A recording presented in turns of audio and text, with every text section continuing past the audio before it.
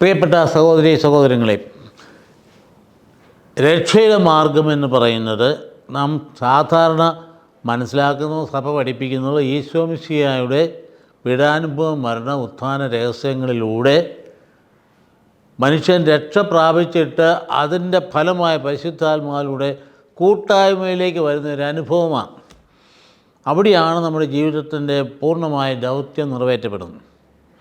അതുകൊണ്ട് ഈ കൂട്ടായ്മ എന്ന് പറയുന്നത് ലോകത്തിൽ പ്രത്യേകമായൊരു സഭാ സമൂഹം, അതായത് സഭയെന്ന് പറയുന്നത് അവിടെയാണ് ഒന്നിച്ച് ചേർന്ന് കഴിയുമ്പോൾ ഉണ്ടാകുന്ന ഒരു പ്രത്യേക പ്രതിബദ്ധതയാണ് ക്രിസ്ത്യാനിറ്റി എന്ന് പറയുന്നത്. ആ പ്രതിബദ്ധത എന്തിനു വേണ്ടിയിട്ടാണ്?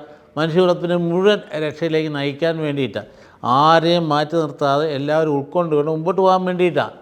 പക്ഷേ ഇന്ന് സംഭവിക്കുന്നത് എന്താണ് എന്ന് ചോദിച്ചാൽ, നിങ്ങളെല്ലാവർക്കും മനസ്സിലാക്കിയിട്ടുള്ളതായിരിക്കും, വ്യക്തിഗതമായൊരു ആധ്യാത്മികത വളർത്തിയെടുക്കുക, അതിലൊരു സംതൃപ്തി നേടുക, അതിനപ്പുറത്തേക്ക് ഒരു സാമൂഹ്യ മാനം ഇല്ലാണ്ട് വരിക, അതായത് മറ്റ് വളരെ കർക്കശമായ രീതിയിൽ നമുക്ക് ദൈവജനം പറഞ്ഞു തന്നിട്ടുള്ള നീ നിൻ്റെ സഹോദരനെ നിന്നെപ്പോലെ സ്നേഹിക്കാതെ പറഞ്ഞ സ്നേഹത്തിൻ്റെ കൂട്ടായ്മയുടെ വശം ഇല്ലാണ്ട് പോവുക എന്നുള്ള ഒരു അവസ്ഥാവിശേഷം ഇന്ന് സംജാതമായിട്ടുണ്ട്. മനുഷ്യ മനസ്സിലിങ്ങനെ തെറ്റിദ്ധാരണ വരുത്തക്കരുത്. ക്രിസ്തീയത എന്ന് പറഞ്ഞാൽ ഇങ്ങനെ ഒരു ഏതാണ്ട് വൈകാരിക രംഗമാണ് എന്ന് വിചാരിക്കുന്നു പോകുന്ന ഒരു സാഹചര്യമുണ്ട്.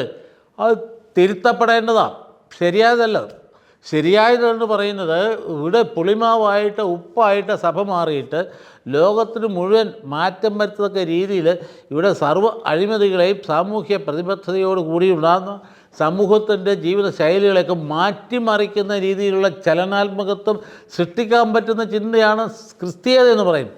അതിലേക്ക് തിരിച്ചു പറഞ്ഞാൽ നമ്മളിപ്പോൾ എന്നാ ചെയ്യുന്നത്? നമ്മൾ നന്നായിട്ട് കുർബാനയിൽ പങ്കെടുക്കുന്നു, ഖുറാശിലും പങ്കെടുക്കുന്നു, കാര്യങ്ങളൊക്കെ ഭംഗിയായിട്ട് പോകുന്നു, സന്ധി പ്രാർത്ഥനയിൽ അതുകൊണ്ട് തൃപ്തിയടയുക. അത് മാത്രമല്ല വേണ്ടത്, അത് അത്യാവശ്യമായ കാര്യം. അതിലൂടെ നാം ജീവിക്കുന്ന സാഹചര്യങ്ങളിലെ സാമൂഹ്യ പ്രതിബദ്ധത എന്ന് പറയുന്ന സാര കാര്യമല്ല. നമ്മുടെ സമൂഹം എന്ന നിലയിൽ നമ്മൾ എങ്ങനെയാണ് ഈ സമീപിക്കുന്ന ഈ കാര്യങ്ങളെ, ഈ ചുറ്റുപാടുകൾ എങ്ങനെ മുമ്പോട്ട് പോകുന്നത്? നമ്മുടെ സമൂഹത്തിൽ ഇന്നും നടന്നുകൊണ്ടിരിക്കുന്ന എന്തൊക്കെ കാര്യങ്ങളാണ്?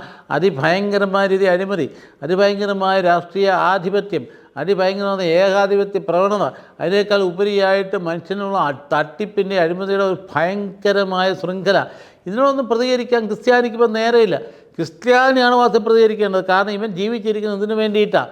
സത്യസന്ധമായിട്ടും ജീവിതത്തെ ശരിയായ രീതിയിലേക്ക് കൊണ്ടുവരുന്നതിന്, ദൈവത്തിൻ്റെ നീതി നടപ്പാക്കാൻ വേണ്ടിയിട്ടാണ് ക്രിസ്ത്യാനി നിലനിൽക്കുന്നത്. അതുകൊണ്ട് അങ്ങനെയുള്ള ഒരു പരിവർത്തനം നമുക്കിന്ന് ആവശ്യമായിരിക്കുന്നു.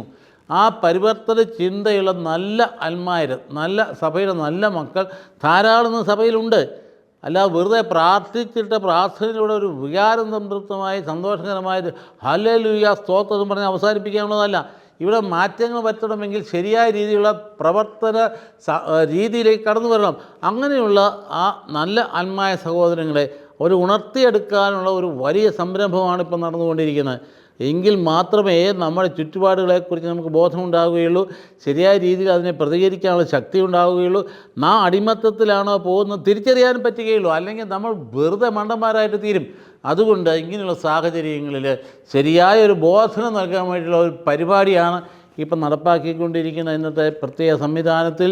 നല്ല ഒന്നാന്തരം ടോക്കുകൾ ക്രമീകരിച്ചുകൊണ്ട് ഒലിവ് എന്ന് പറഞ്ഞ കൂട്ടായ്മയിലൂടെ, പ്രത്യേകിച്ച് തറയ്ക്കടവിൽ അച്ഛൻ, നിങ്ങൾക്ക് തന്നെ അറിയാം, നന്നായിട്ട് പ്രതികരിക്കുന്ന ഒരാളാണ് അച്ഛൻ തറയിൽ പിതാവ്. ഇങ്ങനെ കുറേ നേതൃത്വ സംബന്ധിച്ച് നല്ല ഒന്നാന്തരം ചലനാത്മക നേതൃത്വം കൊടുക്കാൻ കഴിവുള്ള ആളുകളെ നമ്മൾ ഉദ്ദേശിച്ചുകൊണ്ട് അവരുമായി നടത്തുന്ന ഒന്നാം തരമായ ഒരു പരിപാടി, അതിലേക്ക് നിങ്ങളെ ഞാൻ ക്ഷണിക്കുകയാണ്. സ്വാഗതം ചെയ്യാം. സന്തോഷത്തോടെ വരുവിൻ. വന്നിട്ട് കുറേ കൂടി ഉൾക്കാഴ്ചയോടുകൂടി നമുക്ക് പുറത്തേക്ക് ഇറങ്ങാം. ധീരമായിട്ട് മുമ്പോട്ട് പോവുകയും നമ്മൾ പ്രാർത്ഥിച്ച് ഇരുന്നു കൊണ്ട് വെറുതെ ഇരുന്ന് ഒന്നും ചെയ്യാതെ സംതൃപ്തിയോടെ വികാരപരമായിട്ടുള്ളൊരു സംതൃപ്തി വിചാരിച്ചിട്ട് അവസാനിപ്പിക്കാനുള്ള അല്ല നമ്മുടെ ജീവിതം. നമ്മുടെ ജീവിതം നന്മയ്ക്ക് ജീവിതത്തിൽ ഉറച്ചു നിന്നുകൊണ്ട് തിന്മയ്ക്കെതിരെ പടപൊരുതുന്ന ഒരു ജീവിതമാണ്.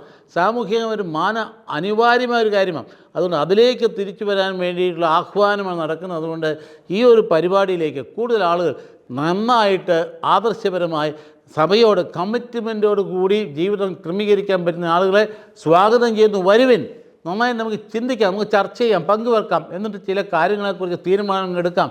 ദൈവം അനുഗ്രഹിക്കട്ടെ എന്ന് ആത്മാർത്ഥമായിട്ട് പ്രാർത്ഥിക്കുന്നു.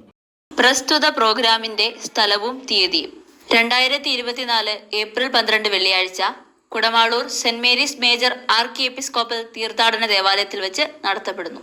2024 ഏപ്രിൽ 12 വെള്ളിയാഴ്ച Kudamaloor Saint Mary's major archiepiscopal തീർത്ഥാടന ദേവാലയത്തിൽ വെച്ച് നടത്തപ്പെടുന്നു.